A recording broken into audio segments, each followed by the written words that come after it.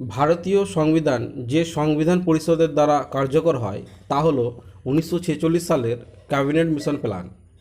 ভারতীয় সংবিধান রচনা করার জন্য সংবিধান পরিষদের ধারণা প্রথম অবতরণ করা হয় 1928 সালে স্বরাজ পার্টির দ্বারা।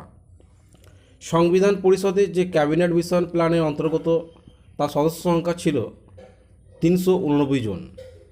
সংবিধান পরিষদে প্রথম সভা অনুষ্ঠিত হয় 9 ডিসেম্বর 1946 সালে। সংবিধান পরিষদের অন্তর্বর্তীকালীন সভাপতিত্ব করেন সচ্চিদানন্দ সিনহা। সংবিধান পরিষদ 11 ডিসেম্বর 1946 সালের বৈঠকে তার স্থায়ী সভাপতি নির্বাচন করেন রাজেন্দ্র প্রসাদকে। সংবিধান পরিষদের খসড়া কমিটির সভাপতিত্ব করেন ডক্টর বি আর আম্বেদকর।